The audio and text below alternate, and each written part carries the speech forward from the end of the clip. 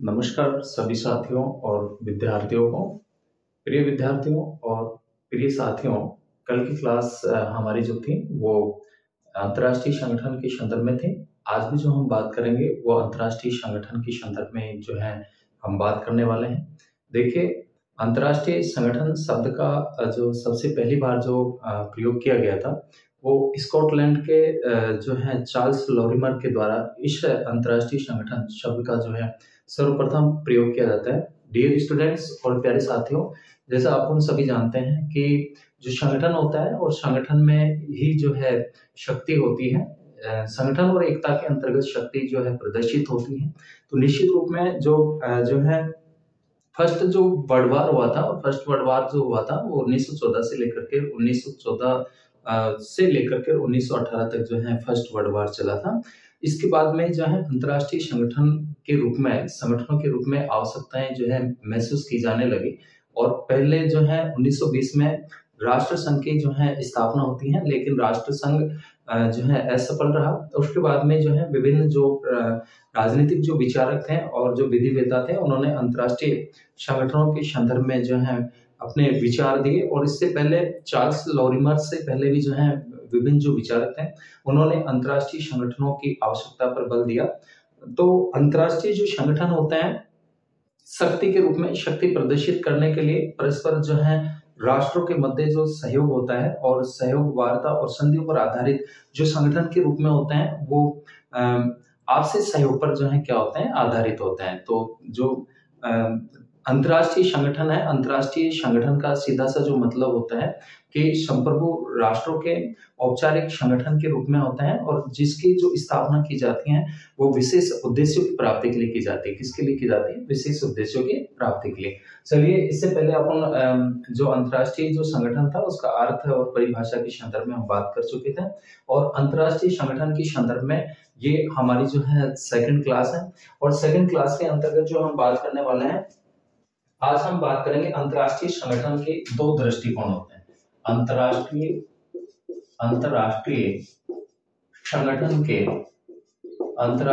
संगठन के प्रमुख रूप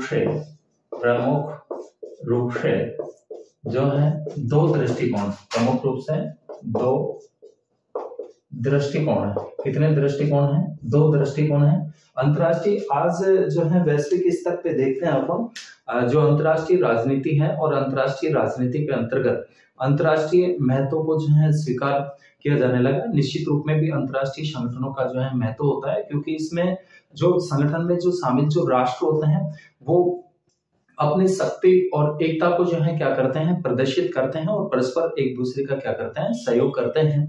तो अंतर्राष्ट्रीय संगठन के जो दृष्टिकोण है मोस्टली रूप में दो दृष्टिकोण है। एक तो अंतर्राष्ट्रीय संगठन का जो दृष्टिकोण आता है वो आता है यथार्थवादी दृष्टिकोण। कौन सा दृष्टिकोण आता है? यथार्थवादी दृष्टिकोण। ठीक है, पहला जो दृष्टिकोण है वो यथार्थवादी दृष्टिकोण है। दो दृष्टिकोण है इसके। और जो यथार्थवादी दृष्टिकोण है मोस्टली रूप में जो रियलिटिज्म में जो विचारक हैं उनका मानना है कि अंतर्राष्ट्रीय संगठन आधुनिक राज्य व्यवस्था को सुचारू रूप से और जो है संतोषजनक रूप में कार्यशील करने का जो है क्या है साधन है। एक तो यथार्थवादी दृष्टिकोण आता है, और दूसरा जो दृष्टिकोण होता है वो होता है विश्व सरकार की समर्थक। विश्व सरकार के समर्थक। कौन सी सरकार के समर्थक है? ये विश्व सरकार के क्या है समर्थक है। तो सबसे पहले बात करते हैं अपन यथार्थवादी दृष्टिकोण की।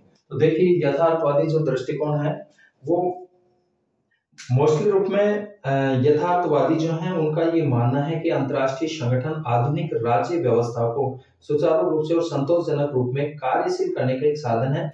यह सदस्य राज्यों की नीतियों का समर्थन करने, एक दूसरे की नीतियों का समर्थन करने, इसके अलावा परस्पर वार्ताएं करने, कुछ अभिकरणों के द्वारा आपसी सहकारिता का मूल मंत्र होता है एक सब के लिए और सब एक के लिए। परस्पर किस पर आधारित होते हैं? सहयोग पर आधारित होते हैं। इसके अलावा जो है अभिवृद्धि करने, समर्थन करने, और जो है उसका एक उपकरण है। और निश्चित रूप में ये कहा जा सकता है कि यथार्थवादियों के मतानुसार अंतर्राष्ट्रीय संगठन एक बहुराज्यीय व्यवस्था है। ये अंतर्राष्ट्रीय संगठन को अंतरराष्ट्रीय संगठन को बहुराज्य व्यवस्था मानते हैं। क्या मानते हैं? बहुराज्य व्यवस्था मानते हैं। ठीक है, अंतरराष्ट्रीय संगठन को क्या मानते हैं? बहुराज्य व्यवस्था मानते हैं। बहुराज्य का मतलब होता है कि बहुत सारे राज्य जब संगठन में शामिल होकर के संगठन के रूप में जो है एक व्यवस्था को स्थापित करते हैं, जो परस्पर एक दूसरे की जो पॉलिसी होती है उनका समर्थन करते हैं। इसके अलावा जो सदस्य जो राष्ट्र होते हैं वो एक दूसरे का क्या करते हैं? कोऑपरेशन करते हैं, सहयोग करते हैं, सहकारिता पर क्या होते हैं? आधारित होते हैं। तो ये मानना जो है ये अंतरराष्ट्रीय संगठन के जो यथार्थवादी जो दृष्टिकोण है और उसके प्रमुख समर्थकों का ऐसा मानना है। इसके अलावा जो दूसरा आता है और इसी में बहुराज्य व्यवस्था है किसके अंतर्गत? यथार्थवादी दृष्टिकोण के अंतर्गत, और जिसमें सदस्य राज्य आपस में विचार विमर्श करने और अपने संयुक्त निर्णयों को लागू करने के लिए क्या होता है? सहमत होते हैं। जो इनके द्वारा जो संगठन में जो राष्ट्र जो शामिल होते हैं वो जो डिसीजन करते हैं, निर्णय करते हैं, सभी उसका क्या करते हैं? फॉलो करते हैं, सभी उसका क्या करते हैं? समर्थन करते हैं। इसके अलावा विश्व सरकार के जो समर्थक हैं, ये जो दृष्टिकोण है इसमें कि दूसरे प्रकार के जो विचारक हैं विश्व सरकार के समर्थक हैं, या विश्व सरकार के जो समर्थक जो दृष्टिकोण है ये है, इनका मत है कि अंतरराष्ट्रीय संगठन विश्व सरकार के निर्माण की दिशा में महत्वपूर्ण प्रक्रिया का क्या करता है? सूत्रपात करता है। कौन सी सरकार के? वर्ल्ड जो गवर्नमेंट है विश्व सरकार की समर्थक का ऐसा मानना है कि महत्वपूर्ण प्रक्रिया का सूत्रपात करता है जो विश्व बंधुत्व और विश्व नागरिकता को प्रोत्साहित करेगा। ठीक है ना, जो विश्व बंधुत्व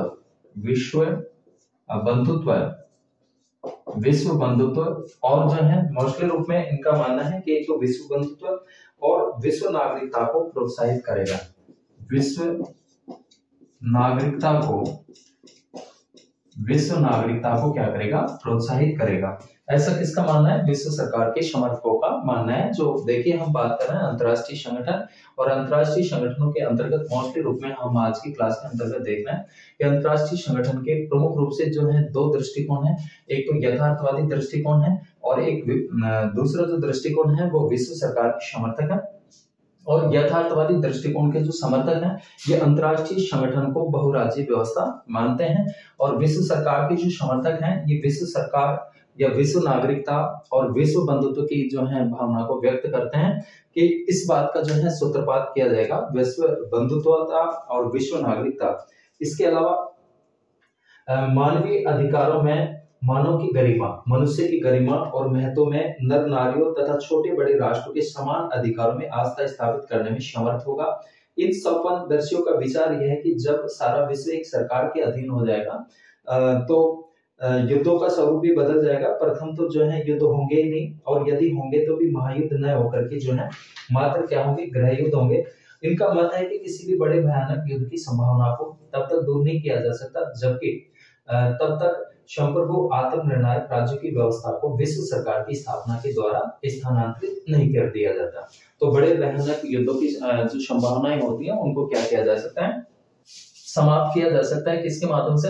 विश्व सरकार की समर्थकों का ऐसा मानना है कि विश्व बंधुत्व का सूत्रपात करें, विश्व नागरिकता का सूत्रपात करें, और जो है मोस्टली रूप में जो युद्ध होते हैं तो जो युद्ध होंगे वो भयानक युद्ध न होकर के मात्र गृह युद्ध जो है रह जाएंगे, और आत्मनिर्णायक राज्यों की व्यवस्था को विश्व सरकार की स्थापना में जो है स्थानांतरित नहीं करेंगे तब तक जो है विश्व युद्ध को इनको जो है इनकी संभावनाओं से बचा नहीं जा सकता।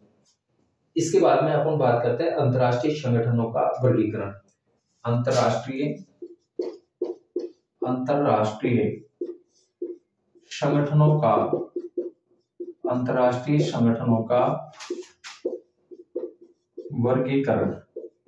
अंतरराष्ट्रीय संगठनों का वर्गीकरण, ये इनके जो प्रकार होते हैं मोस्टली रूप में देखें, एक तो जो है राजनीतिक, प्रशासनिक और न्यायिक संगठन होते हैं। फर्स्ट नंबर पे राजनीतिक, इसके अलावा प्रशासनिक, राजनीतिक और जो है प्रशासनिक, राजनीतिक और जो है प्रशासनिक और न्यायिक संगठनों के रूप में होते हैं। तो राजनीतिक हो गया, प्रशासनिक होगा और न्यायिक संगठन इस टाइप के होते हैं। अब इसमें जो राजनीतिक है कि कुछ लेखकों ने उनके कार्यों के आधार पर राजनीतिक, प्रशासनिक और न्यायिक संगठनों में विभाजित किया है। राजनीतिक संगठनों के पास विश्व शांति और सुरक्षा बनाए रखने की क्षमता होती है, ठीक है। जो राजनीतिक संगठन होते हैं ये मोस्टली रूप में विश्व शांति, किसकी बात करते हैं, विश्व शांति की बात करते हैं। विश्व शांति और जो है इसके अलावा विश्व शांति के अलावा जो है सुरक्षा बनाए रखने की क्या रखते हैं, क्षमता रखते हैं। विश्व शांति व सुरक्षा बनाए रखने की क्या रखते हैं, क्षमता रखते हैं। विश्व शांति और सुरक्षा बनाए रखने की जो क्षमता रखते हैं वो कौन से संगठन रखते हैं, राजनीतिक संगठन रखते हैं। और मोस्टली रूप में कि जैसे राष्ट्र संघ है उसका उत्तराधिकारी संयुक्त राष्ट्र है। प्रशासनिक संगठनों का उद्देश्य सीमित होता है। ये जो प्रशासनिक टाइप के जो संगठन होते हैं इनका जो उद्देश्य होता है वो क्या होता है, सीमित होता है। और इसमें जो है जैसे संयुक्त राष्ट्र संघ की जो न्यास परिषद है, विश्व डाक संघ है, न्यायिक संगठन वे है जो न्यायिक ढंग से अंतर्राष्ट्रीय विवादों का क्या करते हैं, निर्णय करते हैं।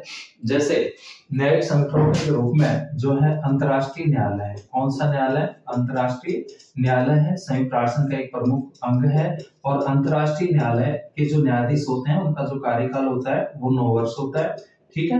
और ये नीदरलैंड के कहां पे है, हेग नगर में स्थित है अंतर्राष्ट्रीय न्यायालय।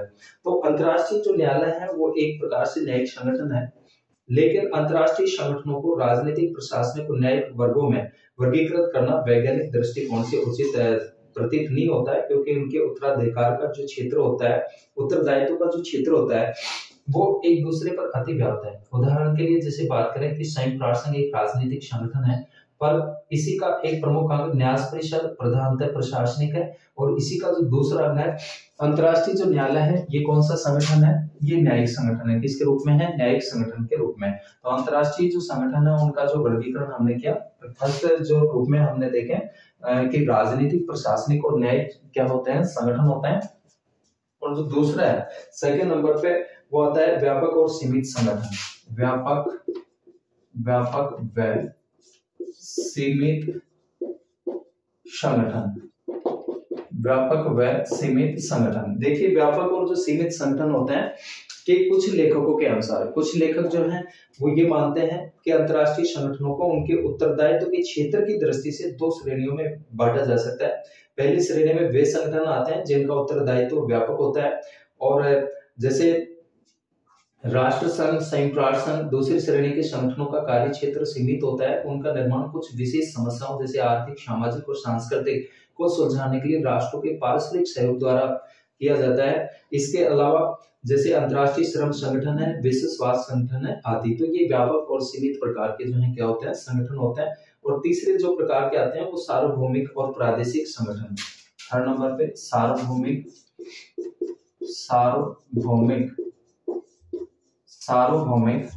व प्रादेशिक, सार्वभौमिक व प्रादेशिक संगठन, ये तीसरे प्रकार के हैं।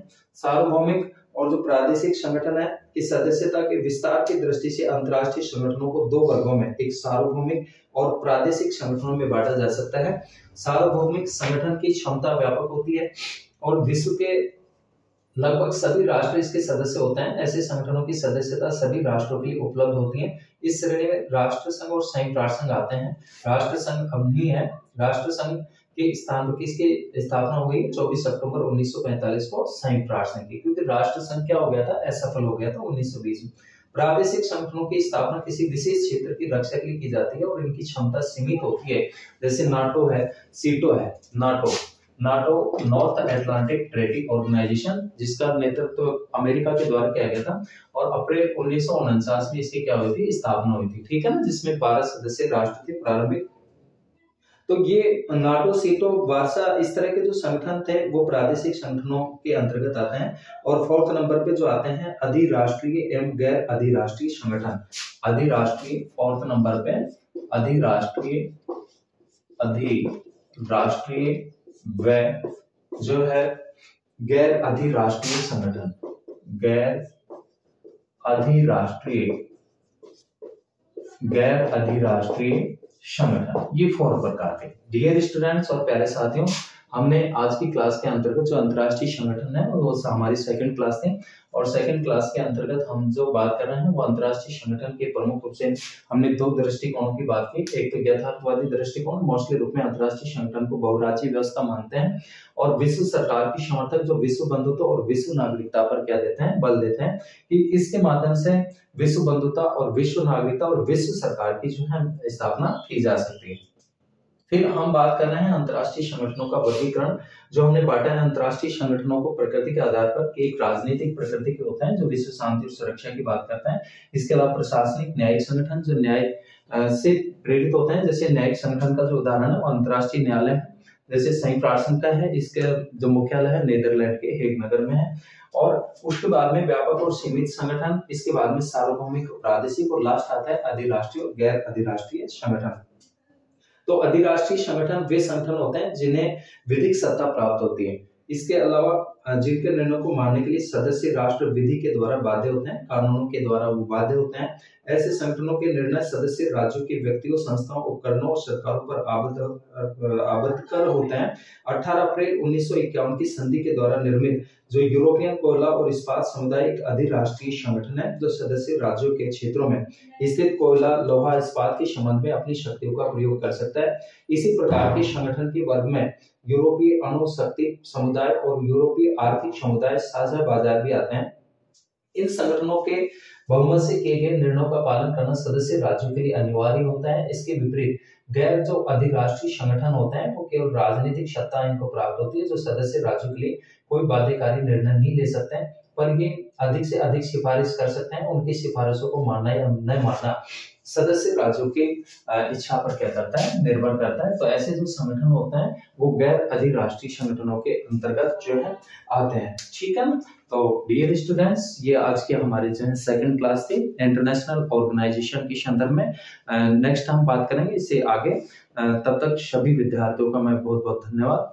और जो है डियर स्टूडेंट्स और प्यारे साथियों, मुझे मोटिवेट करने के लिए आपका लाइक्स और शेयर मेरे लिए महत्वपूर्ण है, तो निश्चित रूप में जो है लाइक और शेयर करें। धन्यवाद।